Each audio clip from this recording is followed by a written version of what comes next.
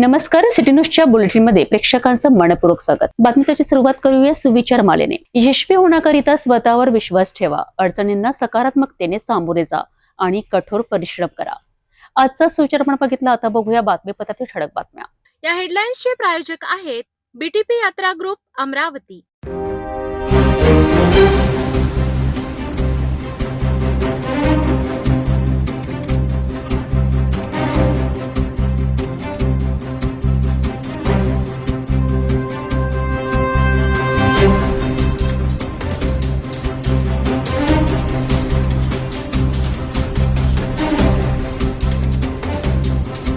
आपण ठळक बातम्या बघितल्या, आता घेऊया छोटासा ब्रेक। शादी और ब्याह की शुरुआत आराधना साड़ी के साथ। Aradhana wholesale shopping mall L2 Bijland complex, Nandgaon Peth, Amravati, Jawahar road, Amravati. ब्रेकनंतर बघूया सविस्तर बातम्या। अमरावतीच्या हृदयस्थानी असलेल्या जयस्तंभ चौकात आज अचानक धुराचे प्रचंड लोट उठले आणि काही क्षणातच संपूर्ण परिसरात भीतीचं वातावरण पसरलंय। शहरातील प्रसिद्ध खंडेलवाल ज्वेलर्सच्या इमारतीला भीषण आग लागल्याने नागरिकांमध्ये एकच खळबळ उडाली आहे। ज्वेलर्सच्या वरच्या मजल्यावर लागलेली आग काही मिनिटातच रौद्र रूप धारण करत होती। धुराचे काळेकुट लोट आकाशात पसरले होते आणि काही खाली रस्त्यावर नागरिकांची मोठी गर्दी जमली होती। परिस्थिती इतकी गंभीर होती की ज्या इमारतीला आग लागली त्या ठिकाणापासून अवघ्या 10 मीटर अंतरावर पेट्रोल पंप असल्याने मोठा स्फोट होण्याची भीती व्यक्त केली जात होती। या घटनेची माहिती मिळताच अग्निशमक दलाच्या तब्बल 8 गाड्या घटनास्थळी दाखल झाल्यात आणि जवानांनी जीव धोक्यात घालून आग नियंत्रणात आणण्यासाठी शर्थीचे प्रयत्न सुरू केलेत। या भीषण आगीमुळे जयस्तंभ चौक परिसरातील वाहतूक पूर्णपणे विस्कळीत झाली असून पोलिसांनी संपूर्ण परिसर बंद करत नागरिकांना सुरक्षित अंतर राखण्याचं आवाहन केलं आहे। या दरम्यान घटनास्थळी महापौर श्रीचंद तेजवाणी यांनी भेट देत परिस्थितीचा आढावा घेतलाय। सुदैवाने मोठा अनर्थ टळला, लाखो रुपयांचे नुकसान झाल्याची प्राथमिक माहिती समोर येत आहे। पाहूया या भीषण आगीचा हा स्पेशल ग्राउंड रिपोर्ट।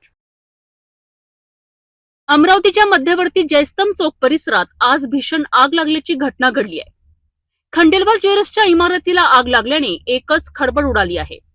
प्राथमिक माहितीनुसार ज्वेलर्सच्या वरच्या मजल्यावर आग लागली आणि काही वेळातच आगीने रौद्र रूप धारण केलेत।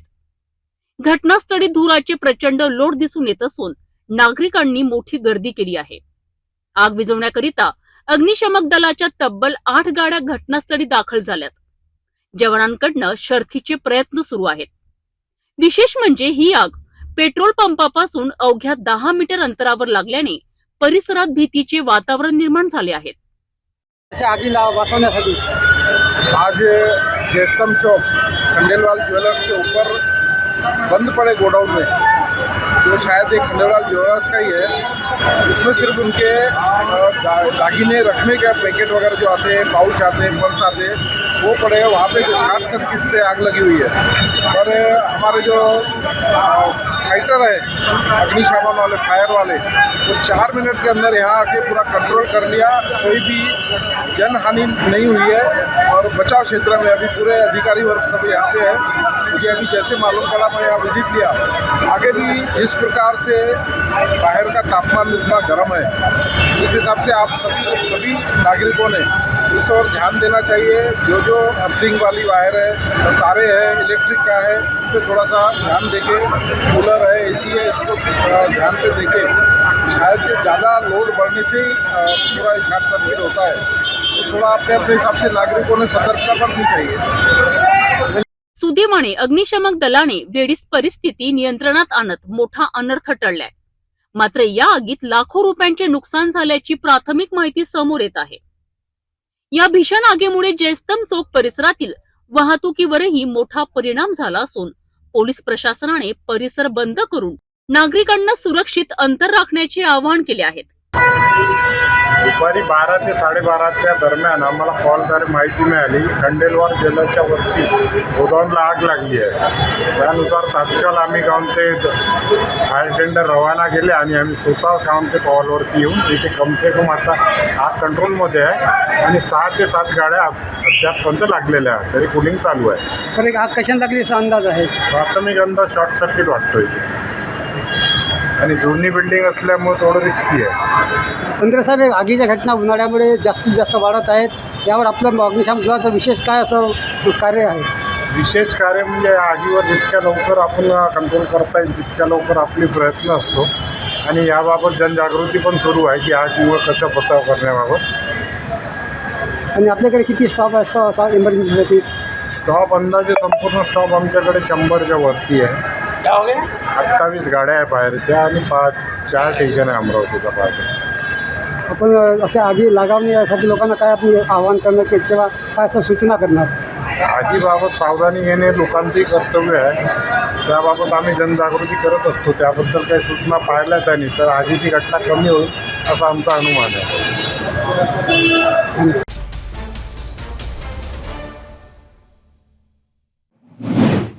अमरावतीत आता तृतीयपंथीयांमधील अंतर्गत वाद चांगलाच पेटल्याचं समोर आलं आहे. अफवा, धमक्या आणि मारहाणीचे गंभीर आरोप करत एका गटाने थेट पोलीस संरक्षणाची मागणी केली आहे. या प्रकरणामुळे शहरात खळबळ उडाली आहे.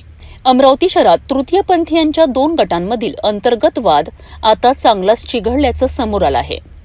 एका गटातील तृतीयपंथीयांकडनं दुसऱ्या गटाबाबत अफवा पसरवल्या जात असल्याचा आरोप करण्यात आला आहे. तसंच दुसऱ्या गटात प्रवेश केल्याच्या कारणावरून जीवे मारण्याच्या धमक्या दिल्या जात असल्याचाही गंभीर आरोप करण्यात आला आहे. यासोबतच अनेक वेळा मारहाण करण्यात आल्याचंही निवेदनातून नमूद करण्यात आलंय. या सर्व प्रकारामुळे संबंधित तृतीयपंथीयांमध्ये भीतीचं वातावरण निर्माण झालं असून जीवितास धोका असल्याचा दावा करण्यात आला आहे. या प्रकरणी संबंधितांनी अमरावती पोलीस आयुक्त आणि निवासी उपजिल्हाधिकारी यांच्याकडे निवेदन सादर केलं आहे. तसेच संरक्षण देण्याची मागणी करत प्रशासनाने तातडीने हस्तक्षेप करावा अशी विनंती करण्यात आली आहे. या प्रकरणामुळे शहरात चर्चांना उधाण आलं असून प्रशासन या प्रकरणाकडे कसं पाहतं याकडे आता सर्वांचं लक्ष लागलं आहे. अमरावतीतील हा वाद आता प्रशासनाकरिता संवेदनशील विषय ठरत आहे. या प्रकरणात पुढे काय कारवाई होते आणि संबंधितांना संरक्षण मिळतं का याकडे सर्वांचं लक्ष लागलं आहे. ये जो अमरावती में कुछ महीनों से ये जो वाद विवाद चल रहा है, ये वाद विवाद आज आपके सामने आया है. ये जो किन्नर, हमारे घर के किन्नर, वो किन्नरों में राजापेट अम्रपाली गुड्डी के ग्रुप में चले गए थे. ये किन्नर आज अपने मनमर्जी से, अपनी खुशी से हमारे पास लौट के आए हैं. किन्नर समाज एक ऐसा समाज होता है जो किसी को ठुकराता नहीं है. ये भी हमारे घर के ही बच्चे हैं, हमारे घर के ही हैं.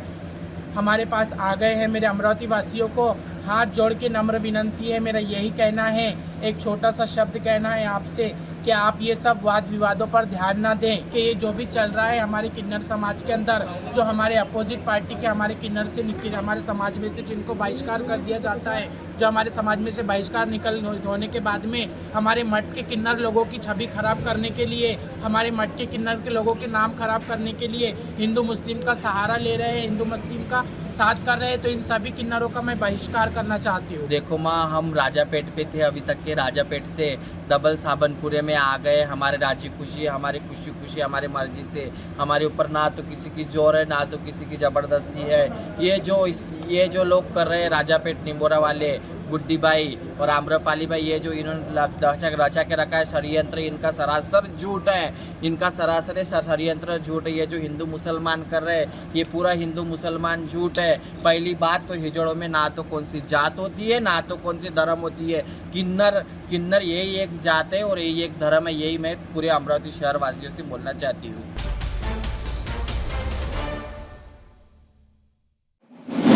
स्वच्छ भारताच्या घोषणा एकीकडे आणि दुसरीकडे अमरावतीतील सार्वजनिक शौचालयांची दयनीय अवस्था. घाण, दुर्गंधी आणि पाणी, वीज नसल्याने नागरिक त्रस्त झाले आहेत. प्रभाग क्रमांक 12 मधील परिस्थिती पाहून स्थानिकांनी मनपा प्रशासनावर संताप व्यक्त केला आहे. अमरावती महानगरपालिका अंतर्गत प्रभाग क्रमांक 12 मधील रुक्मिणीनगर आणि राजापेठ परिसरातील सार्वजनिक शौचालयांची अवस्था अत्यंत दयनीय बनली आहे.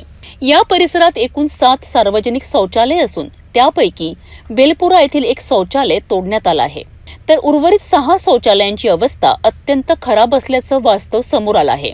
हमालपुरा परिसरातील दोन्ही शौचालयांमध्ये पाणी, वीज आणि स्वच्छतेचा पूर्णतः अभाव असल्याने नागरिकांना मोठ्या गैरसोयीचा सामना करावा लागतोय.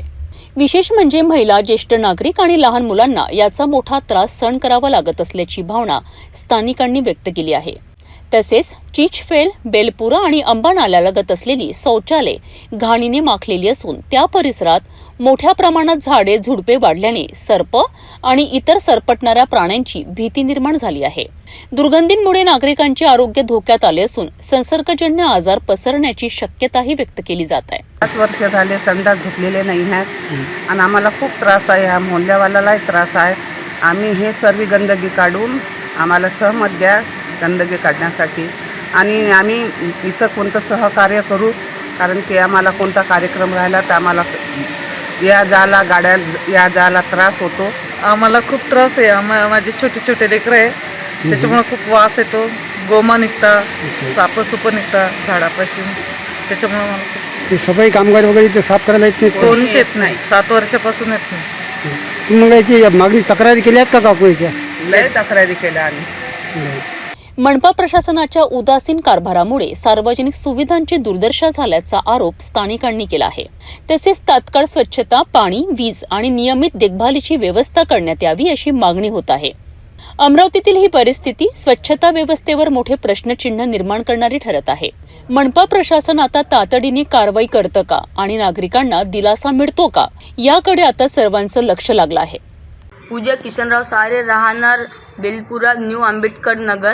आमच्या इथं वॉशरूम आहे आणि संडास आहे. तर तिथं माहिती आहे का, आमच्या इथं नळ नाही, काही व्यवस्था नाही आहे. आणि मेन म्हणजे माहिती आहे का, इथं पाणीची व्यवस्था नाही, काहीच नाही. आमच्या इथल्या नाल्या काही हे नाही आहे. तर आम्हाला व्यवस्थेसाठी सगळं काही आम्हाला व्यवस्था करा. धन्यवाद सर. हे याच्यासाठी काही साफसफाई करण्यासाठी कर्मचारी लेडीजसाठी पण आणि कर्मचाऱ्यांना पण पाठवा आमच्यासाठी, कारण आम्हाला व्यवस्था करून द्या. प्रमोद केशवराव धावणे, रेल्वे लाईन झोपडपट्टीमधून. या जे घाणपट्टी जे आहे, आम्ही नेहमी लॅट्रिन संडासला येतो आहे. साफसफाईचा काहीही उपयोग होत नाही. सकाळी पाणी नाही, आपशी आहे तिथे, पण साफसफाईचं काहीही थोडंसं होत नाही तिथे. महानगरपालिका कर्मचारी येतच नाही. येतात आठवड्यातून एखाद्या वेळेत आले तर आले, थोडं बहुत करून दिलं, पाणी मारलं तर लगेच काहीच होत नाही त्यांना. आणि साफसफाई तर काहीच नाही त्यांना. आणि संध्याकाळी तर आम्ही इथं येऊ पण शकत नाही, कारण की रात्री लाईट नाहीत. ते काहीच वातावरण एकदम खूपच गंदगीचं वातावरण आहे. मागणी काय तुमची? मागणी काय? आमची मागणी आहे साफसफाई. आम्हाला साफसफाई आणि लेडीजमध्ये पण माहीत आहे का, लाईट तर बिलकुल लेडीजमध्ये आहेच नाही. ॲटलिस्ट फक्त माहीत आहे का, इथं एक हा मोठा पास आहे, तोही फक्त एवढा इथून पडते, तो बाकी आतमध्ये लाईट आहे नाही. आणि आम्हाला आतमध्ये पाणी पाहिजे, त्याच्यासाठी आमची मागणी आहे, बाकी काही नाही.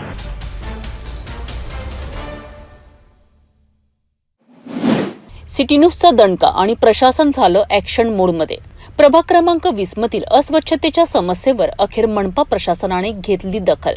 महिला नगरसेविका सुमती ढोके यांच्या तक्रारी आणि सिटी न्यूजच्या हेल्थ चेकअप या मोहिमेनंतर अतिरिक्त आयुक्त शिल्पा नाईक यांनी थेट पाहणी दौरा केलाय. अमरावती महानगरपालिकेच्या प्रभाग क्रमांक 20 मध्ये वाढत्या अस्वच्छतेच्या समस्येवर अखेर प्रशासनाने दखल घेतली आहे. मनपा अतिरिक्त आयुक्त शिल्पा नाईक यांनी परिसराचा प्रत्यक्ष पाहणी दौरा करत परिस्थितीचा आढावा घेतला आहे. महिला नगरसेविका सुमती ढोके यांनी या भागातील अस्वच्छतेबाबत अनेकदा तक्रारी केल्या होत्या. कोणार्क कंपनीच्या कथित भेसळ कारभारामुळे संपूर्ण प्रभागात अस्वच्छता निर्माण झाल्याचा आरोप सुमती ढोके यांनी केला आहे. स्थानिक नागरिकांनीही दुर्गंधी, कचरा आणि अस्वच्छतेमुळे मोठा त्रास सहन करावा लागत असल्याचं समोर आलं आहे. दरम्यान सिटी न्यूजच्या हेल्थ चेकअप या मोहिमेनंतर या प्रश्नाकडे प्रशासन आणि लोकप्रतिनिधींचं लक्ष वेधलं गेलं. विशेष म्हणजे सिटी न्यूजची टीम परिसरात पोहोचण्याआधीच लोकप्रतिनिधी आणि संबंधित यंत्रणा कामाला लागल्याचं चित्र पाहायला मिळालंय. सिटी न्यूजच्या प्रभावी बातम्यांनंतर प्रशासनही तात्काळ दखल घेत काम करताना दिसत असल्याची चर्चा आता परिसरात सुरू आहे. या पाहणी दरम्यान अतिरिक्त आयुक्त शिल्पा नाईक यांनी संबंधित अधिकाऱ्यांना आवश्यक सूचना दिल्या असून योग्य ती कारवाई करण्यात येईल असं आश्वासन दिलं आहे. यामुळे नागरिकांमध्ये आता समस्येवर कायमस्वरूपी तोडगा निघण्याची अपेक्षा निर्माण झाली आहे. सिटी न्यूजच्या हेल्थ चेकअप या मोहिमेचा प्रभाव आता स्पष्टपणे दिसू लागला आहे. प्रशासन आणि लोकप्रतिनिधी प्रत्यक्ष मैदानात उतरल्याचं चित्र समोर येत आहे. मात्र आता प्रश्न एकच, ही कारवाई कायमस्वरूपी उपाय ठरणार का, याकडे नागरिकांचं लक्ष लागलं आहे. गेल्या कित्येक दिवसापासून स्वच्छतेसंदर्भात माझी तक्रार होती. कोणार्क या नवीन कंपनीला ठेका दिला तेव्हापासून सगळी स्वच्छतेच्या बाबतीत अनियमितता होती की माझ्या प्रभागात पूर्ण मजूर नसतात, कचऱ्याच्या पूर्ण गाड्या नाही आहे, यांचा जो गाळ उचलण्यासाठी कुठलंही साधन नाही आहे आणि गाळ उचलण्यासाठी वाहनं नसल्यामुळे त्यांचा 10-10, 12-12 दिवस गाळ तसाच पडून राहतो नालीतला काढलेला आणि त्यामुळे नागरिकांना खूप त्रास होतो. या संदर्भात माझ्या तक्रारीवर आज त्यांनी अतिरिक्त आयुक्त नाईक मॅडम व त्यांची संपूर्ण अधिकाऱ्यांची टीम यांनी माझ्या प्रभागाचा दौरा केला आणि लवकरच अधिकाऱ्यांना सांगून या प्रभागाच्या समस्या सोडवल्या जातील असे मला आश्वासन दिले.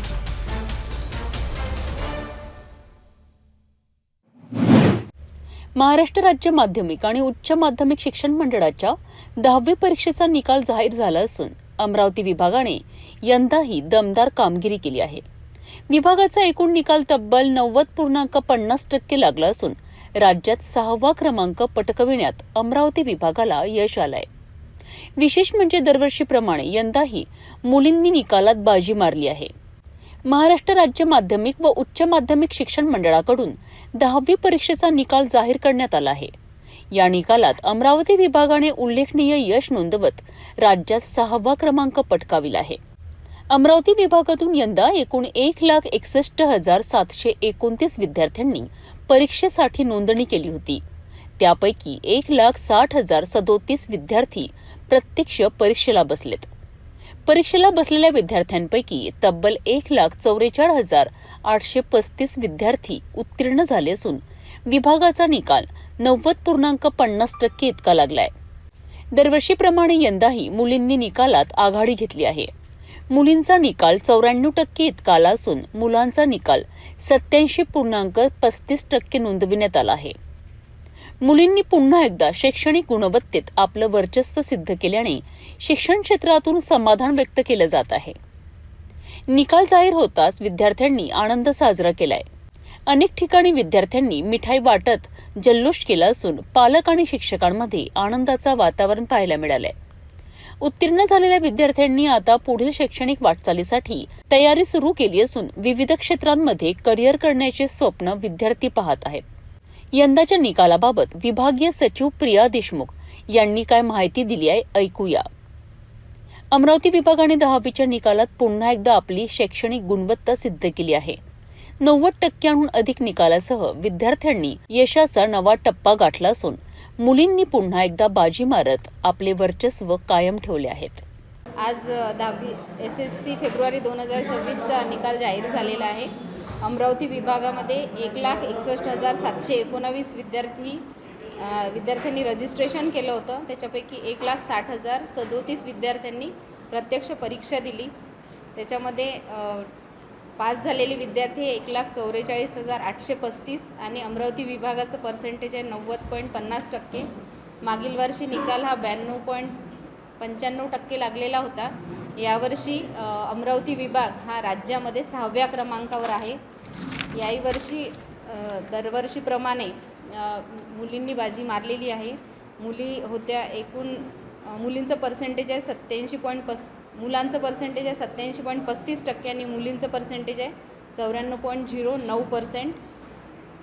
याच्याशिवाय 9 ते 23 या 15 दिवसामध्ये सर्व जे काही परीक्षार्थी आहेत त्यांना काही अडचणी असतील तर ते छायाप्रत किंवा गुण पडताळणीसाठी अर्ज करू शकतात. तसेच राज्य मंडळाने पुरवलेल्या 10 क्रमांकांवर समुपदेशन उपलब्ध आहे. परीक्षेसंदर्भात किंवा परीक्षोत्तर काही अडचणी असल्यास ते त्यावर संपर्क करून मार्गदर्शन घेऊ शकतात. सर्व यशस्वी विद्यार्थ्यांचे खूप खूप मनपूर्वक अभिनंदन. आणि ज्यांना यश मिळालं नाही किंवा अपेक्षित यश मिळालं नाही त्यांच्यासाठी जुलैची परीक्षा आहे. त्याच्यामध्ये अपियर होऊन ते आपलं इच्छित यश प्राप्त करू शकतात. सर्वांचे मनस्वी अभिनंदन. थँक्यू. भेटू एका छोट्याशा विश्रांतीनंतर. शादी और ब्याह की शुरुआत आराधना साड़ी के साथ. Aradhana wholesale shopping mall L2 Bijland complex Nandgaon Peth Amravati Jawahar road Amravati. विश्रांतीनंतर पुन्हा आपले स्वागत. कोटींची बिले अडकलीत आणि आता आंदोलन थेट पाणी पुरवठ्यावर येऊन पोहोचलंय. अमरावतीत कंत्राटदार आक्रमक झाले असून प्रशासनाविरोधात जोरदार घोषणाबाजी सुरू आहे. एकीकडे शहराचा पाणी पुरवठा ठप्प आणि दुसरीकडे काम बंद आंदोलनाचा इशारा. अमरावतीत जिल्हा जीवन प्राधिकरणाच्या प्रलंबित बिलांमुळे कंत्राटदार आक्रमक झाले आहेत. 2024 ते 2026 या कालावधीत तब्बल 18 कोटी 81 लाख रुपयांची बिले थकीत असल्याचा आरोप करण्यात आला आहे. एप्रिल 2026 मध्ये प्रशासनाकडून बिलांची पूर्तता करण्याचे आश्वासन देण्यात आले होते. मात्र त्यानंतरही पैसे न मिळाल्याने कंत्राटदारांमध्ये तीव्र नाराजी पसरली आहे. याच पार्श्वभूमीवर असोसिएशनच्या वतीने गेल्या 3 दिवसांपासून ठिय्या आंदोलन सुरू आहे. तसेच 6 मे पासून बेमुदत काम बंद आंदोलनालाही सुरुवात करण्यात आली आहे. मजिप्रा कार्यकारी अभियंता कार्यालयासमोर कंत्राटदारांनी जोरदार घोषणाबाजी करत प्रशासनाविरोधात संताप व्यक्त केलाय. दरम्यान काल अमरावती शहराला मुख्य पाणी पुरवठा करणारी जलवाहिनी फुटल्यामुळे संपूर्ण शहराचा पाणी पुरवठा ठप्प झाला होता. मात्र संप सुरू असूनही नागरिकांना त्रास होऊ नये याकरिता कर्मचाऱ्यांकडून पाईपलाईन दुरुस्तीचे काम सुरू ठेवण्यात आले आहे आणि लवकरच पाणी पुरवठा पूर्ववत करण्याचे प्रयत्न सुरू आहेत. कर्मचाऱ्यांच्या मागण्या पूर्ण न झाल्यास येत्या काही दिवसात शहराचा पाणी पुरवठा बंद करण्याचा इशारा आंदोलनकर्त्यांकडून देण्यात आला आहे. यामुळे प्रशासनासमोर मोठं आव्हान उभं राहिलं आहे. अमरावती मजिप्रा विभागातर्फे मुंबईला पाठपुरावा करण्यात आला आहे, परंतु त्यामध्ये जसे पाहिजे तसे यश मिळाले नाही. अजूनही आम्हाला निधी मिळेल असं आश्वस्त करण्यात आलं नाही. जवळपास मागील दिवाळीपासून आम्हाला पाणी पुरवठ्याच्या कामाचा 1 रुपयाही अजून मिळाला नाही. तरी आम्ही अशा परिस्थितीत सुद्धा जवळचे पैसे लावून इकडून तिकडून पैसे आणून पत्नीचे पैसे गहाण ठेवून बँकेतून कर्ज काढून कसंही करून आम्ही ही पाणी पुरवठा योजना अजूनसुद्धा सुरळीतपणे राबवत आहे. काल दुर्दैवाने डवरगाव येथे एक लिकेज झाला. तो लिकेज झाल्यामुळं अमरावतीचा पाणी पुरवठा बंद झाला. तरी आम्ही संपावर असून आमचं काम बंद आंदोलन चालू असून आमच्याजवळ पैसे नसून तरीसुद्धा आम्ही तो लिकेज काढण्यास प्रशासनाला सहमती दाखवली. मानवतेच्या दृष्टिकोनातून आम्ही तो लिकेज काढण्याचे काम आज सकाळीच चालू केले. युद्धस्तरावर तिथे काम चालू आहे. आज संध्याकाळपर्यंत जवळपास शहराचा पाणी पुरवठा पूर्ववत चालू होऊन जाईल. आणि एवढं असूनसुद्धा आम्हाला अजूनही आश्वस्त केलं नाही. अमरावतीच्या जनतेला आमचं एवढंच कळकळीचं आणि नम्र निवेदन आहे की पुढे 7 दिवसानंतर आम्हाला जर निधी मिळाला नाही तर आमची परिस्थिती काम करण्यालायक राहणार नाही. त्यामुळं नाईलाजास्तव जर पाणी पुरवठा बंद पडला तर कृपया आम्हाला सहकार्य करावे. आमच्या मनात असं नाही की आम्हाला तुम्हाला त्रास झाला पाहिजे, काय म्हणणं होतं धरण्याचा आमचा उद्देश नाही आहे. नाईलाजास्तव आम्हाला पाणी पुरवठा बंद करावा लागला तर आम्हाला त्यामध्ये सहकार्य करावे ही नम्र विनंती. आणि जनतेने सुद्धा आपल्या परीने प्रयत्न करून लोकप्रतिनिधीकडे संदेश द्यावा की आम्हाला त्वरित निधी देण्यात यावा.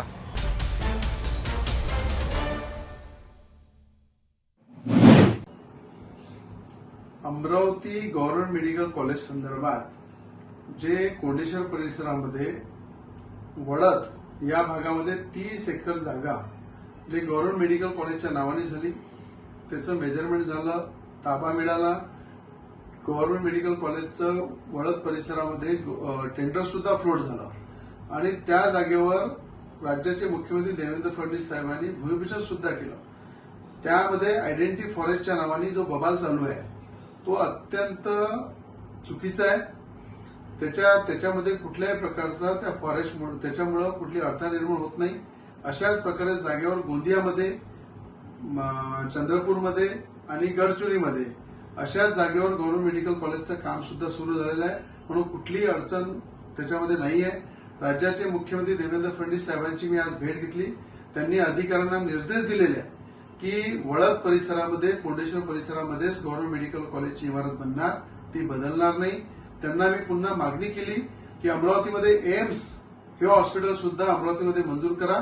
त्या संदर्भात अमरावती शहरामध्ये जर चांगली जागा असेल तर त्या ठिकाणी एम्स हॉस्पिटल आणू. आपल्याला एकच्या जागी 2 हॉस्पिटल असले चालेल, पण या ठिकाणी मंजूर झालेलं गव्हर्नमेंट मेडिकल कॉलेज त्याच्यावर राजकारण करून राजकीय पोळ्या शेकण्याचं काम करू नका.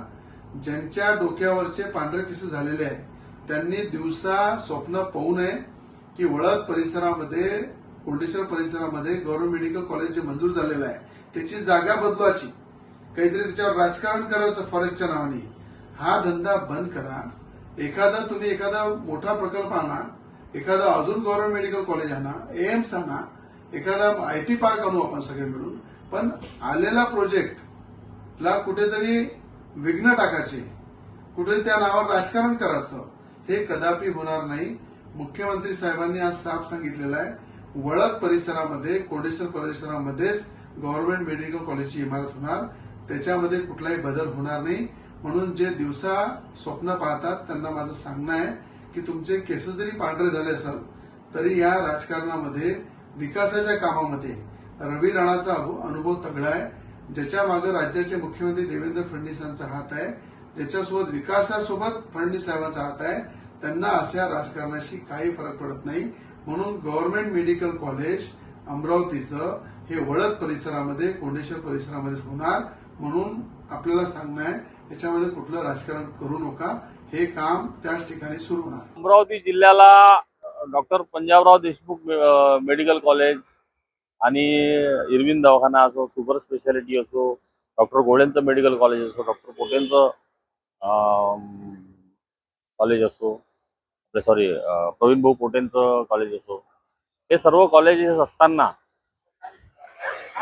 अचलपूर हा भविष्यातला जिल्हा असल्या कारणाने आणि आता सुद्धा जेवढ्या डफरीन जो म्हणजे स्त्री रुग्णालय आहे आणि अचलपूरचं स्त्री रुग्णालय आहे, या दोघांच्या तुलनेत जर डिलिव्हरी जर होत महिन्याच्या डिलिव्हरीची संख्या जर पाहिली, महिलांच्या प्रसूतीची जर संख्या पाहिली तर जवळपास 500च्या घरात आहे. म्हणजे अमरावतीला सुद्धा 500च्या जवळपास होतात आणि अचलपूरला सुद्धा 500च्या जवळपास होतात. अशा परिस्थितीत मेळघाट आहे, चिखलदरा आहे, धारणी आहे, त्याच्यानंतर अचलपूर आहे, चांदूर बाजार आहे, अंजनगाव आणि दर्यापूर आहे, असे 6 तालुके जर जोडले गेले तर आणि त्या भागाला जर अशा प्रकारची सुविधा उपलब्ध जे खरी सध्या निकड आहे, मागच्या 20 वर्षात जरी झालं नाही, मागच्या 20 वर्षात अशा प्रकारचे प्रयत्न झालेच नाही मुळात. परंतु जर ह्या इथं अमरावतीत वन क्षेत्रातली जागा आहे किंवा इथं जागा आहे किंवा तिथं जागा आहे, तर अशा परिस्थितीत जर अचलपूर या मुख्य भागी जर ते झालं तर मेळघाटमधल्या दुर्गम भागातील रुग्णांना, चिखलदऱ्यामधील रुग्णांना, दर्यापूर अंजनगावमधील रुग्णांना अतिशय सुविधा चांगल्या प्रकारची सुविधा निर्माण होईल आणि ते झालं पाहिजे. याच्यासाठी मी सुद्धा माझं सुद्धा समर्थन आहे. वैद्यकीय महाविद्यालयाच्या संदर्भातल्या सगळीकडे चर्चा सुरू आहे आणि आमची फार पूर्वीची मागणी होती का अमरावती जिल्ह्यात शहरात नसावं, आमचं मुळात तसं म्हणणं नाही आहे, पण मला असं वाटतं का पहिले गरज कुठं आहे ते शोधली पाहिजे आणि सरकारनं त्या बाबतीत निर्णय घेणं गरजेचं असं वाटतं. का आज आपण पंजाबराव जी देशमुख वैद्यकीय महाविद्यालय अमरावतीत आहे, पुन्हा गाडीचं पण आहे, पोटेसाहेबांचं पण आहे आणि हे सुपर हॉस्पिटल वगैरे सगळ्या सुविधा तिथे आहे. पण मेळघाटच्या दृष्टिकोनातून जर आपल्याला अधिक मजबूतीनं भर करायचा असेल तर अचलपूर हा जोडणाऱ्या 5 तालुक्यात जर हे वैद्यकीय महाविद्यालय पहिले तिकडे आपण जर शिफ्ट केलं आणि नंतर आपण जर अमरावतीत दिलं तर मला वाटतं सगळ्यात जास्त साध्य आपल्याला करता येईल आणि जिथं गरज आहे तिथं दिल्यासारखं पण होईल. म्हणजे तहान लागलेल्या लोकांना पाणी पाजायचं का थंड पाणी पाहिजे अशा लोकांना पाणी पाजायचं हे सरकारनं ठरवलं पाहिजे.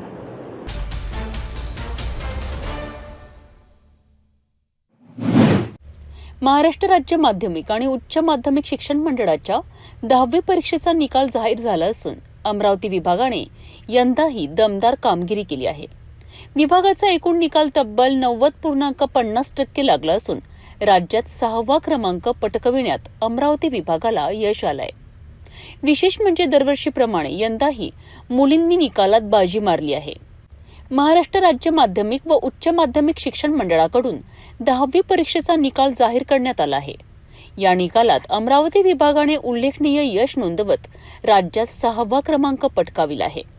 अमरावती विभागातून यंदा एकूण 1,61,729 विद्यार्थ्यांनी परीक्षेसाठी नोंदणी केली होती. त्यापैकी 1,60,037 विद्यार्थी प्रत्यक्ष परीक्षेला बसलेत. परीक्षेला बसलेल्या विद्यार्थ्यांपैकी तब्बल 1,44,835 विद्यार्थी उत्तीर्ण झाले असून विभागाचा निकाल 90.50% इतका लागलाय. दरवर्षीप्रमाणे यंदाही मुलींनी निकालात आघाडी घेतली आहे. मुलींचा निकाल 94% इतका आला असून मुलांचा निकाल 87.35% नोंदविण्यात आला आहे. मुलींनी पुन्हा एकदा शैक्षणिक गुणवत्तेत आपलं वर्चस्व सिद्ध केल्याने शिक्षण क्षेत्रातून समाधान व्यक्त केलं जात आहे. निकाल जाहीर होताच विद्यार्थ्यांनी आनंद साजरा केलाय. अनेक ठिकाणी विद्यार्थ्यांनी मिठाई वाटत जल्लोष केला असून पालक आणि शिक्षकांमध्ये आनंदाचं वातावरण पाहायला मिळालंय. उत्तीर्ण झालेल्या विद्यार्थ्यांनी आता पुढील शैक्षणिक वाटचालीसाठी तयारी सुरू केली असून विविध क्षेत्रांमध्ये करिअर करण्याचे स्वप्न विद्यार्थी पाहत आहेत. यंदाच्या निकालाबाबत विभागीय सचिव प्रिया देशमुख यांनी काय माहिती दिली आहे ऐकूया. अमरावती विभागाने 10वीच्या निकालात पुन्हा एकदा आपली शैक्षणिक गुणवत्ता सिद्ध केली आहे. 90% अधिक निकालासह विद्यार्थ्यांनी यशाचा नवा टप्पा गाठला असून मुलींनी पुन्हा एकदा बाजी मारत आपले वर्चस्व कायम ठेवले आहेत. आज 10वी SSC फेब्रुवारी 2026चा निकाल जाहीर झालेला आहे. अमरावती विभागामध्ये 1,61,719 विद्यार्थ्यांनी रजिस्ट्रेशन केलं होतं. त्याच्यापैकी 1,60,037 विद्यार्थ्यांनी प्रत्यक्ष परीक्षा दिली. त्याच्यामध्ये पास झालेले विद्यार्थी 1,44,835 आणि अमरावती विभागाचं पर्सेंटेज आहे 90.50%. मागील वर्षी निकाल हा 92.95% लागलेला होता. यावर्षी अमरावती विभाग हा राज्यामध्ये 6व्या क्रमांकावर आहे. याही वर्षी दरवर्षीप्रमाणे मुलींनी बाजी मारलेली आहे. मुली होत्या एकूण मुलींचं पर्सेंटेज आहे 87.5 मुलांचं पर्सेंटेज आहे 87.35% आणि मुलींचं पर्सेंटेज आहे 94.09%. याच्याशिवाय 9 ते 23 या 15 दिवसामध्ये सर्व जे काही परीक्षार्थी आहेत त्यांना काही अडचणी असतील तर ते छायाप्रत किंवा गुण पडताळणीसाठी अर्ज करू शकतात. तसेच राज्य मंडळाने पुरवलेल्या 10 क्रमांकांवर समुपदेशन उपलब्ध आहे. परीक्षेसंदर्भात किंवा परीक्षोत्तर काही अडचणी असल्यास ते त्यावर संपर्क करून मार्गदर्शन घेऊ शकतात. सर्व यशस्वी विद्यार्थ्यांचे खूप खूप मनपूर्वक अभिनंदन. आणि ज्यांना यश मिळालं नाही किंवा अपेक्षित यश मिळालं नाही त्यांच्यासाठी जुलैची परीक्षा आहे. त्याच्यामध्ये अपियर होऊन ते आपलं इच्छित यश प्राप्त करू शकतात. सर्वांचे मनस्वी अभिनंदन. थँक्यू.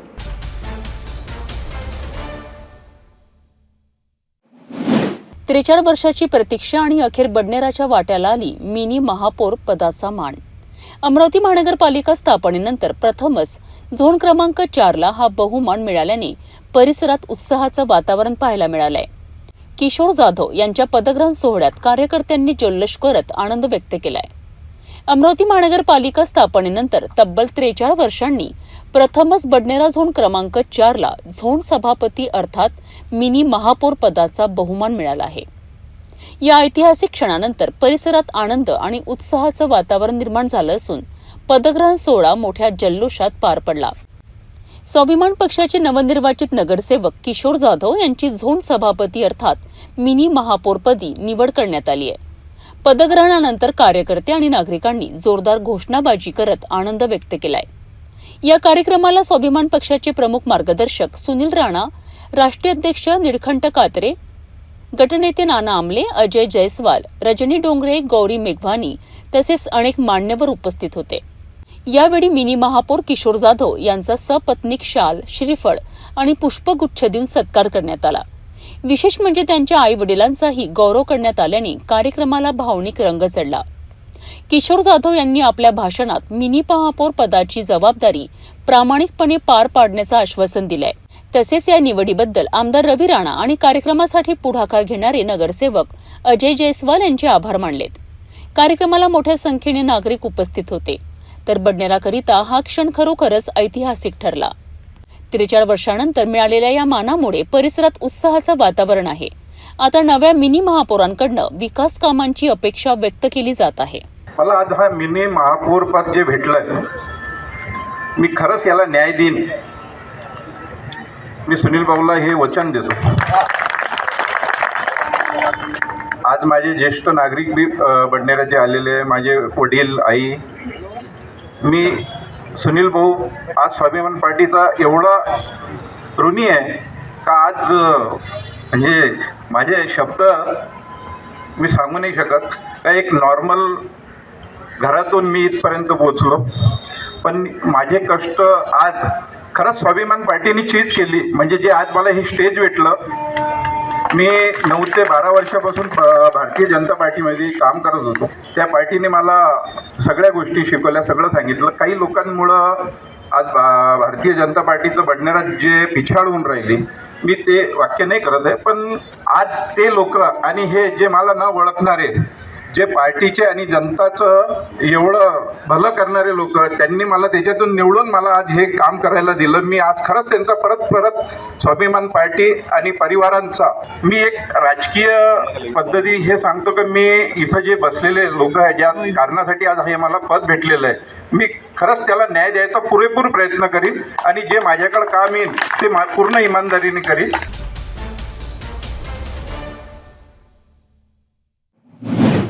देशभरात महिलांवरील वाढत्या अत्याचाराच्या घटनांमुळे महिलांच्या सुरक्षेचा मुद्दा पुन्हा एकदा ऐरणीवर आला आहे. या पार्श्वभूमीवर राष्ट्रमाता जिजाऊ ब्रिगेडने केंद्र सरकारकडे देशभरात महाराष्ट्राच्या शक्ती ॲक्ट धर्तीवर कठोर कायदा लागू करण्याची मागणी केली आहे. पंतप्रधानांना जिल्हाधिकाऱ्यांमार्फत निवेदन देत संघटनेने महिलांकरिता अधिक सुरक्षित आणि भयमुक्त वातावरण निर्माण करण्याची मागणी केली आहे. देशभरात महिलांवरील अत्याचार, छेडछाड आणि बालकांवरील गुन्ह्याच्या वाढत्या घटनांमुळे समाजात चिंता व्यक्त केली जात आहे. या पार्श्वभूमीवर राष्ट्रमाता जिजाऊ ब्रिगेडने कठोर कायद्याची मागणी पुढे आणली आहे. संघटनेच्या वतीने पंतप्रधानांना जिल्हाधिकाऱ्यांमार्फत निवेदन देण्यात आले. महाराष्ट्रात लागू करण्यात आलेल्या शक्ती ॲक्ट याप्रमाणे संपूर्ण देशात कठोर कायदा लागू करावा अशी मागणी करण्यात आली आहे. महिलांवरील अत्याचार प्रकरणात फाशी किंवा जन्मठेपेसारखी कठोर शिक्षा देण्याची तरतूद कायद्यात असावी असे निवेदनात नमूद करण्यात आले आहे. तसेच महिलांवरील आणि बालकांवरील गुन्ह्याचा तपास आणि न्यायालयीन प्रक्रिया ठराविक दिवसात पूर्ण व्हावी याकरिता विशेष कायदेशीर यंत्रणा उभारण्याची मागणी करण्यात आली आहे. प्रत्येक जिल्ह्यात महिलांवरील गुन्ह्यांकरिता विशेष तपास पथक स्थापन करण्यात यावे, जेणेकरून गुन्ह्यांचा तपास जलद आणि प्रभावीपणे होऊ शकेल, अशीही मागणी संघटनेने केली आहे. सोशल मीडियावर महिलांविरोधात होणाऱ्या अश्लील टिप्पणी, विनोद आणि ऑनलाईन छेडछाडीवर कठोर कारवाई करण्याची मागणी देखील निवेदनातून करण्यात आली आहे. च्या वतीने पंतप्रधानाला निवेदन सादर करण्यात आलेलो होतो. आमचा एकच विषय असा आहे की आता तुम्ही बघता आहे अनेक ठिकाणी नराधम ज्या स्त्री शक्तीला काळीमा फासणाऱ्या घटना आपल्या महाराष्ट्रामध्ये होत आहे. या घटनेचा निषेध व्यक्त करण्याला आम्ही तिथे आलेलो आहोत. कारण म्हणजे आम्हाला निषेध हा शब्दही उच्चारावा वाटत नाही. कारण माता भगिनी ज्या आईच्या उदरातून आपण जन्म घेतो, ज्या असंख्य त्यांना जे नाते असते त्या प्रत्येक पुरुषाला लागू आहे. असेच पुरुष जर छोट्या 3 वर्षाच्या बालिकेला पण सोडत नाही आणि वृद्ध स्त्रीला पण सोडत नाही, या सर्व गोष्टीचा निषेध व्यक्त करायला आम्ही आलेलो आहोत. निषेध फक्त व्यक्त करूनच आम्हाला हे नाही, तर आम्हाला शक्ती कायदा ची मागणी आम्ही पंतप्रधानाला करतोय. शक्ती कायदा यासाठी लागू करायचा आहे की शक्ती कायद्यामध्ये 21 ते 30 दिवसात या नराधमाला फाशीची शिक्षा ठोठावण्यात येते आहे.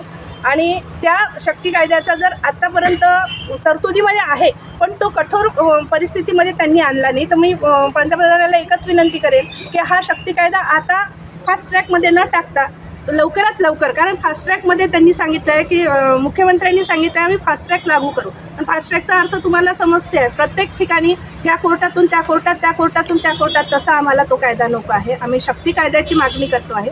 शक्ती कायद्याच्या अंतर्गत ज्या पीडित महिला आहेत त्यांना 30 ते 20 दिवसात न्याय मिळतं.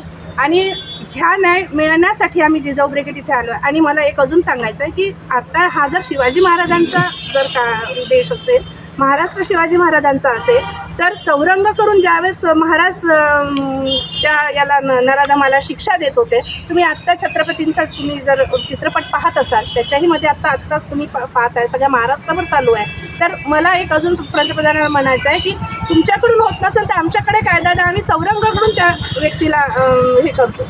अशी ही कठोर शिक्षा हे पाहिजे. त्यानंतरही डिजिटल म्हणजे तुमच्या ज्या डिजिटल याच्यामध्ये सोशल मीडियावर ज्या काही बातम्या आहेत त्या माय बहिणीच्या शिव्या देऊन तुम्ही साध्या साध्या गोष्टी माय बहिणीच्या शिव्या देऊन स्त्रीच्या म्हणजे माय आणि बहीण हे 2 टाकाऊ वस्तू असल्यासारख्या तुम्ही शिव्या देता.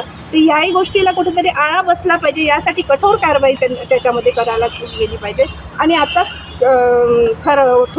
खराच प्रकरण झालं शुक्रवारचं.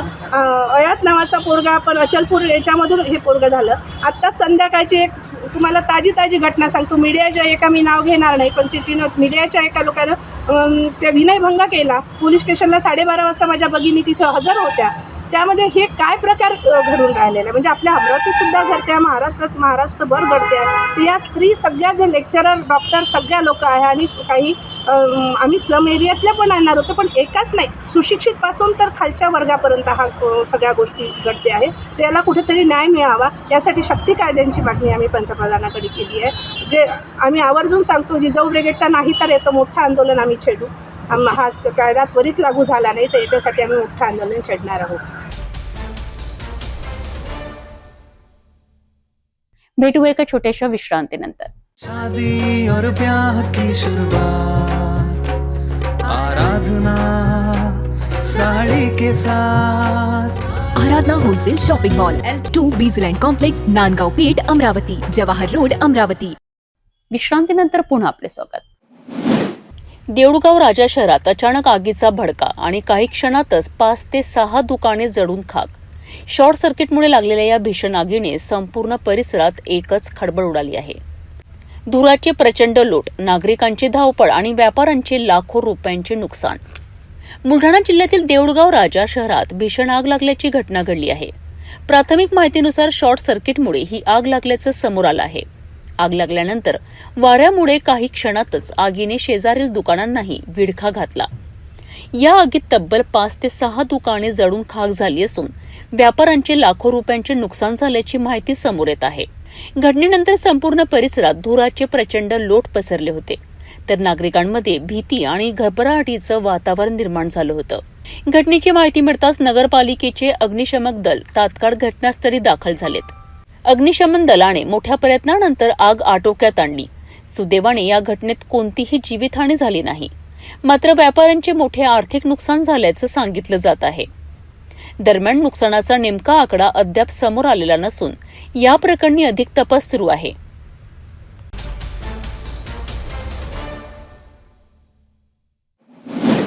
रात्र झाली आणि चोरट्यांनी थेट गोठ्यावरच डल्ला मारला. नागपुरातील वाठोडा परिसरात एका पशुपालकाच्या गोठ्यातून 4 गायी आणि 2 वासरे चोरीला गेल्याची धक्कादायक घटना समोर आली आहे. या चोरीमुळे परिसरात खळबळ उडाली असून शेतकरी वर्गात भीतीचं वातावरण निर्माण झालं आहे. नागपूर शहरातील वाठोडा पोलीस स्टेशन हद्दीत एका गोठ्यातून जनावरे चोरीला गेल्याची धक्कादायक घटना समोर आली आहे. मिळालेल्या माहितीनुसार मोरेश्वर कडूजी सयाम हे पशुपालन आणि दूध विक्रीचा व्यवसाय करतात. त्यांच्या गोठ्यात 16 गायी आणि 8 वासरे बांधलेली होती. नेहमीप्रमाणे त्यांनी जनावरे गोठ्यात बांधून दूध विक्रीसाठी बाहेर गेले होते. मात्र दुसऱ्या दिवशी सकाळी गोठ्यात परत आल्यानंतर 4 गायी आणि 2 वासरे गायब असल्याचं त्यांच्या निदर्शनास आलंय. चोरी गेलेल्या जनावरांची किंमत अंदाजे 1,24,000 रुपये असल्याची माहिती समोर आली आहे. या घटनेनंतर परिसरात जनावरांचा शोध घेण्यात आला, मात्र कुठेही जनावरे आढळून आले नाहीत. अखेर अज्ञात चोरट्यांविरोधात वाठोडा पोलीस ठाण्यात तक्रार दाखल करण्यात आली आहे. या घटनेमुळे पशुपालकांमध्ये भीतीचं वातावरण निर्माण झालं असून पोलिसांकडून पुढील तपास सुरू आहे. नागपुरातील ही चोरी पशुपालकांकरिता मोठी चिंता वाढवणारी आहे. आता पोलीस या प्रकरणाचा उलगडा कधी करतात याकडे सर्वांचं लक्ष लागलं आहे. 5 वाजता मी गायीच्या तबेल्यावर आलो तर पाहिल्या तर गायी मला दिसल्या नाही. असं मी इकड तिकड हिंडलो, मी विचारलो, पुचलो, मला काही माहिती पडली नाही. तर गुरुवार रोजी मी पोलीस स्टेशनला गेलो. पोलीस स्टेशनला जाऊन तर हे मी तक्रार दिली का माझ्या एवढ्या दुधाच्या गायी गेलेल्या आहे. आता गायी माझ्या 4 गेल्या होत्या आणि 2 वासरं गेले. त्या दुधाच्या भरोश्यावर माझा परिवार आहे अशी पोलिसांना अशी काळजी घेऊन तर हे आम्हाला मिळून द्यावे.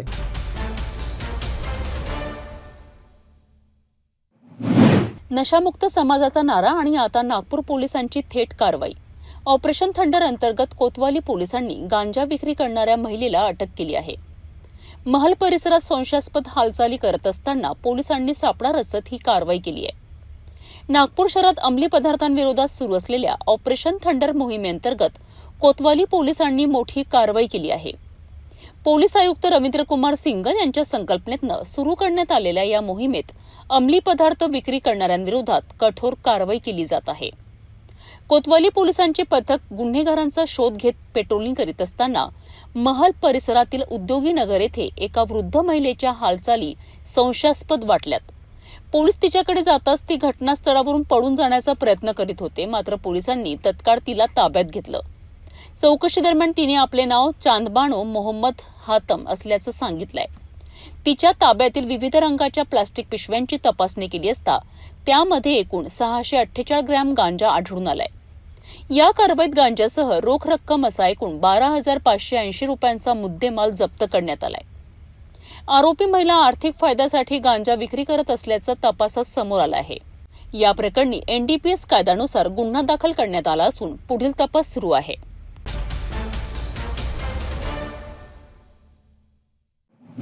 पर्यावरण वाचवण्याच्या घोषणा एकीकडे आणि दुसरीकडे सुरू आहे अवैध वृक्षतोड. जालन्यातील आणवा येथे वन विभागाने मोठी धाड टाकत कडुनिंब लाकडाचा साठा जप्त केला आहे. भोकरदन तालुक्यातील आणवा येथे वन विभागाने अवैध वृक्षतोड प्रकरणी मोठी कारवाई केली आहे. वनपरिक्षेत्र जालना उत्तर अंतर्गत वनपरिमंडळ भोकरदनच्या पथकाने गुप्त माहितीच्या आधारे ही धाड टाकली आहे. वन विभागाच्या माहितीनुसार गस्ती दरम्यान अधिकाऱ्यांना अवैध वृक्षतोड करून लाकूड साठवून ठेवल्याची माहिती मिळाली होती. त्यानुसार मौजे आणवा येथे छापा टाकण्यात आला. यावेळी अवैधरित्या तोड करण्यात आलेल्या कडुलिंबाच्या लाकडाचा मोठा साठा आढळून आलाय. या कारवाईत सुमारे 5.528 घनमीटर कडुनिंब लाकूड जप्त करण्यात आले. दरम्यान या प्रकरणी आरोपी खालिद मसूद शेख यांच्या विरोधात वनगुन्हा क्रमांक T05/2026 नोंद करण्यात आला असून पुढील तपास सुरू आहे. ही कारवाई वरिष्ठ वन अधिकाऱ्यांच्या मार्गदर्शनाखाली पार पडली, तर वन परिमंडळ अधिकारी आणि वनरक्षकांनी संयुक्तपणे ही मोहीम यशस्वी केली आहे. वन विभागाने स्पष्ट इशारा दिला आहे की पर्यावरणाची हानी करणाऱ्या आणि अवैध वृक्षतोड करणाऱ्यांविरोधात कठोर कारवाई सुरूच राहणार आहे.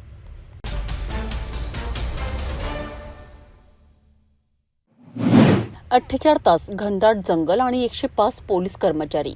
अकोला पोलिसांनी अशी मोहीम राबवली, ज्याची सध्या सर्वत्र चर्चा सुरू आहे. 10 वर्षाच्या मुलीवरील गंभीर गुन्ह्यातील आरोपीला पकडण्याकरिता पोलिसांनी जंगलात मोठं सर्च ऑपरेशन चालवलंय आणि अखेर आरोपीला बेड्या ठोकल्यात. कसं पार पडलं ऑपरेशन सावरगाव? अकोला जिल्ह्यातील अल्पवयीन मुलीवरील गंभीर गुन्ह्याच्या प्रकरणात पोलिसांनी मोठी कारवाई करत आरोपीला अटक केली आहे. ऑपरेशन सावरगाव नावाने राबविण्यात आलेल्या या मोहिमेत तब्बल 105 पोलीस कर्मचाऱ्यांनी 48 तास सतत जंगल परिसरात शोध मोहीम राबवली. ही घटना 5 मे रोजी चांदणी पोलीस स्टेशन हद्दीतील सावरगाव येथे घडली होती. पीडित 10 वर्षीय मुलगी घरात एकटी असताना गावातील 60 वर्षीय आरोपी जगराम गोविंद आडे याने तिच्यावर अत्याचार केल्याचा आरोप आहे. घटनेनंतर आरोपींनी मुलीला कोणाला सांगितल्यास जीवे मारण्याची धमकी दिल्याचंही समोर आलं आहे. पीडित मुलीने कुटुंबियांना माहिती दिल्यानंतर पोलिसात तक्रार दाखल करण्यात आली आहे. त्यानंतर पोलिसांनी भारतीय न्याय संहिता आणि पोस्को कायद्याअंतर्गत गुन्हा दाखल केला आहे. या प्रकरणाची गंभीरता लक्षात घेऊन पोलीस अधीक्षक अर्चित चांडक यांनी विशेष पथक तयार करण्याचे आदेश दिलेत. मात्र आरोपीकडे मोबाईल किंवा कोणतेही इलेक्ट्रॉनिक साधन नसल्याने तसेच घनदाट जंगल आणि दुर्गम परिसरामुळे पोलिसांसमोर मोठं आव्हान उभं राहिलं आहे. या ऑपरेशनमध्ये स्थानिक गुन्हे शाखा, RCP unit, dog squad, drone कॅमेरे, वन विभाग आणि स्थानिक ग्रामस्थांची मदत घेण्यात आली आहे. अखेर सलग 48 तासांच्या शोध मोहिमेनंतर आरोपीला सावरगाव जंगल परिसरातून अटक करण्यात पोलिसांना यश आलेत. दरम्यान या प्रकरणात फॉरेन्सिक तपासाची प्रक्रिया सुरू आहे. 30 दिवसांच्या आत आरोपपत्र दाखल करण्याची तयारी सुरू असल्याची माहिती पोलिसांनी दिली आहे. पोलीस स्टेशन अंतर्गत सावरगाव इथे एक अतिशय दुर्दैवी घटना घडली होती, ज्याच्यामध्ये एक 10 वर्षाची मुलगीवर एक 60 वर्षाचे नराधमाने एक अत्याचार करण्याचा एक माहिती आम्हाला भेटली होती. 7-8 वाजता रात्री ते पोलीस स्टेशनला आले होते. 2-3 तासात FIR दाखल झाला होता. परंतु आरोपी FIR दाखल करण्याच्या पूर्वीच पळून गेला होता. तिथे एक खूप मोठा जंगल होता आणि असे मोठे जंगलमध्ये आम्ही एक मोठी शोध मोहीम राबवली होती ह्या शोध मोहीममध्ये आमचे 105 कर्मचारी, आमचे 5 पथक, SDPOचा पथक, LCBचे 2-3 पथक, आमचं पोलीस स्टेशनचा पथक, डिव्हिजन लेवलचा पथक असे आमचे पथक होते. तसेच ड्रोन कॅमेरे आम्ही जवळपास याच्यामध्ये 4 ड्रोन कॅमेरेचा वापर केलेला आहे. 2 BDSचे आमचे पथक आले होते आणि 2 दिवसची मॅसिव्ह सर्च ऑपरेशन नंतर जंगलमध्ये हे आरोपी आज स्थानिक गुन्हे शाखाचे आमच्या पथकाने ताब्यात घेतलेला आहे आणि याचा आम्ही अटक करत आहोत. तसेच या गुन्ह्यामध्ये सर्व प्रोफेशनल इन्व्हेस्टिगेशनची जे पद्धत असतात, ई-साक्ष, फॉरेन्सिक व्हॅन, मेडिकल रिपोर्ट, जबाब नोंदणी हे सर्व व्यवस्थित होणार. व्हिडिओग्राफी, फोटोग्राफी व्यवस्थित होणार आणि माझे स्तरावर मी सुद्धा या गुन्ह्याचा वेळोवेळी मॉनिटर करणार आहोत, अपडेट घेणार आहोत. आमचं अशी आम्ही एक टाईमलाईन ठेवली आहे की 30 दिवसात आम्ही याची चार्जशीट कोर्टामध्ये पाठवणार आहोत, जेणेकरून हे नराधमाला कोर्टामार्फत कठोर से कठोर शिक्षा होईल आणि एक समाजामध्ये चांगला मेसेज जाईल.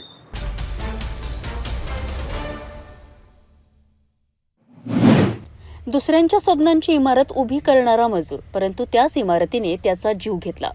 अकोल्यात बांधकाम सुरू असलेल्या इमारतीवरून पडून एका मजुराचा दुर्दैवी मृत्यू झाला आहे आणि आता सुरक्षेच्या व्यवस्थेवर मोठे प्रश्न उपस्थित होत आहे. अकोल्यातील मूर्तिजापूर रोडवरील बांधकाम सुरू असलेल्या इमारतीत एक मोठी दुर्घटना घडली आहे.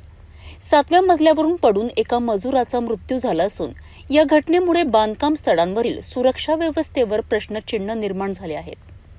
मृतकाची ओळख शिवणी येथील शेख असलम अशी झाली आहे. तो बांधकाम साहित्य लिफ्टच्या माध्यमातून वर पोहोचवण्याचे काम करीत होता. याच दरम्यान त्याचा तोल गेला आणि तो थेट 7व्या मजल्यावरून खाली पडला. या अपघातात गंभीर जखमी झालेल्या असलम यांना तत्काळ जिल्हा सामान्य रुग्णालयात दाखल करण्यात आले, मात्र उपचारादरम्यान त्यांचा मृत्यू झालाय. प्राथमिक तपासात धक्कादायक बाब समोर आली आहे. मजुराला सेफ्टी बेल्ट, हेल्मेट आणि सुरक्षा बूट यांसारखी आवश्यक सुरक्षा साधने देण्यात आली नव्हती, अशी माहिती समोर येत आहे. स्थानिक नागरिकांनीही योग्य सुरक्षा उपाय केले असते तर हा अपघात टळला असता, अशी प्रतिक्रिया दिली आहे.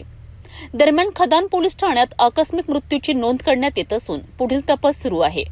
तसेच बांधकाम स्थळी सुरक्षेच्या नियमांचे उल्लंघन झाले का याचाही तपास प्रशासनाकडून केला जात आहे.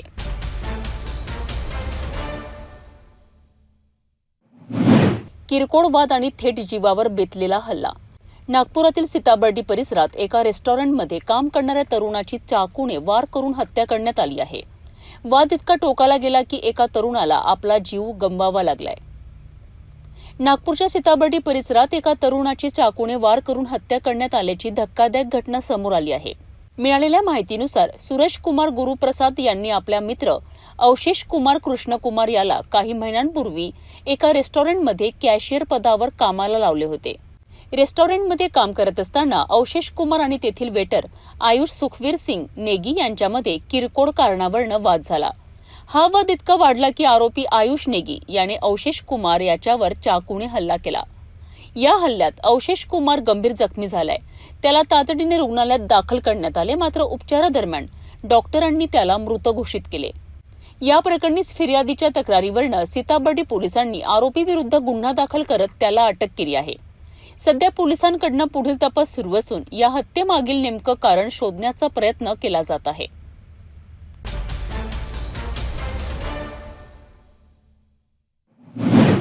अभ्यासात लक्ष वाढतं, झोप येत नाही, स्मरणशक्ती वाढते, अशा खोट्या गोष्टी सांगून कॉलेज विद्यार्थ्यांना ड्रग्सच्या जाळ्यात ओढलं जात आहे.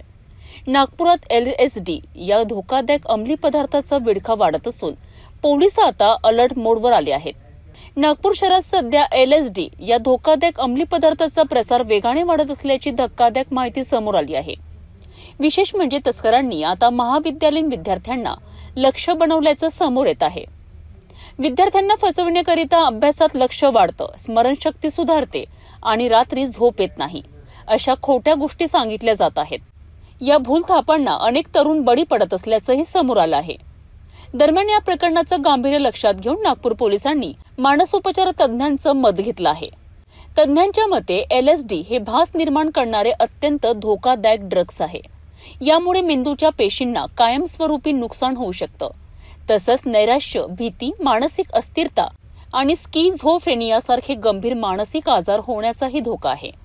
याशिवाय हृदयाचे ठोके वाढणे, रक्तदाब वाढणे आणि शरीरावरील नियंत्रण सुटणे असे गंभीर परिणामही दिसू शकतात. पोलिसांनी पालक आणि विद्यार्थ्यांना सतर्क राहण्याचं आवाहन केलं आहे. कोणतीही संशयास्पद हालचाल दिसल्यास तात्काळ पोलिसांना माहिती देण्याचं आवाहन करण्यात आलं आहे. एक केसमध्ये आम्ही आमची जे माहितीच्या आधारावर आम्ही एक रेड केली होती. त्या रेडमध्ये आम्हाला एक LSD म्हणून जे नवीन प्रकारची ड्रग आहे ती सापडली आणि त्याच्यात 2 युवा मुले त्याचे सापडले होते आणि ते कन्झ्युम करण्याची एक वेगळी त्यांची पद्धत आहे. स्टिकरची फॉर्ममध्ये येतात आणि तो स्टिकर आपण तोंडात ठेवतो आणि तर त्याचे जे आहे स्लोली त्याचे जे ड्रग आहे त्याचा इम्पॅक्ट होतो किंवा ते आपल्या शरीरामध्ये जातात आणि ती जी आहे ते ड्रग्सचा इम्पॅक्ट जो आहे वेगळे प्रकारच्या होतात आणि थोडी वेळासाठी जास्त वेळासाठी राहतो. मग ही जी आहे ड्रग याचे जे बॅकवर्ड लिंकेज आहे ते आपण हे करतो आणि हे मुलांपर्यंत कसे पोचली हेही आम्हाला जे आरोपी आहे ते सापडलेले आहे आणि याची पुढची जी आमची कारवाई सध्या चालू आहे. आणि हे जे आहे आम्ही पाहिलं की स्पेशली जे युवा मंडळी आहे मुले किंवा मुली हे दोघांमध्ये हे आम्हाला दिसत आहे त्याचा वापर.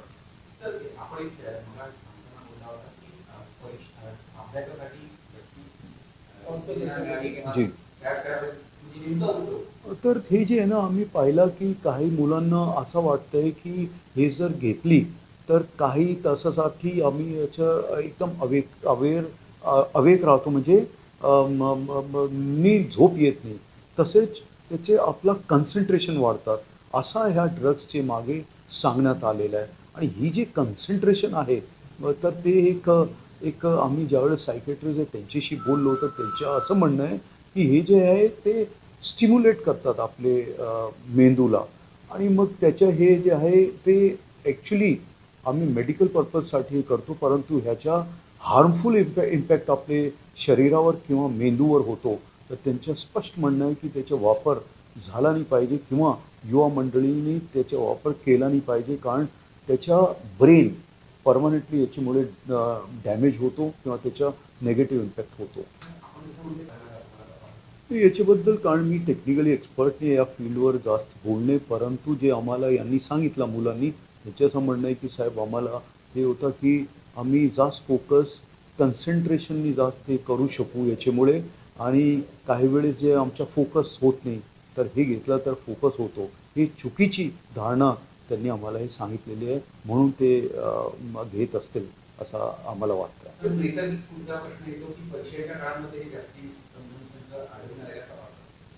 नाही सध्या तुम्ही कारण हे एक सेपरेट केस आमच्या समोर आलेलं आहे परंतु असू शकतं आहे म्हणून आम्ही सगळ्यांना जे कॉलेजेस वगैरे आहे किंवा शाळा वगैरे आहे त्यांना सगळ्यांना आपल्या मार्फतीने किंवा इथं ज्यावेळेस आम्ही व्हिजिट करतो त्यांना सांगतो की ही जी ड्रग्स आहे याच्यावर लक्ष ठेवा तुम्ही आणि मुलांचे बिहेवियरमध्ये काय फरक दिसतो आहे का ते तुम्ही बघा आणि त्याच्याबद्दल आम्हाला सांगा की मुले जे आहे जास्त उशिरापर्यंत किंवा एक त्यांचे वेगळा पद्धतीने ते वागणूक झालेले तर त्याच्याबद्दल आम्हाला सांगा.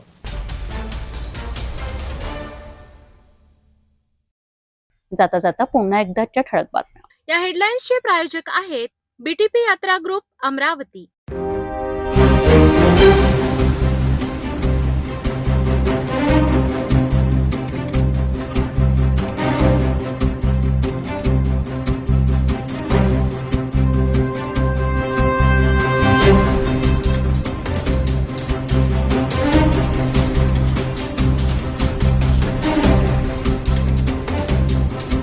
आपण आता सिटी न्यूज चॅनल आपल्या टीव्हीवरही बघू शकता. यामध्ये next channel 117, Jio channel 872, GTPL channel 73, Fastway channel 256 वर बघू शकाल.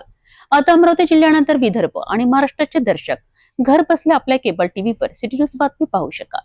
यामध्ये Chhatrapati Sambhajinagar NST setup box number 14, Yavatmal setup box number 12, Washim setup box number 26, Nanded setup box number 17, Mahur setup box number 7, Akola RC setup box number 899 वर बघू शकाल.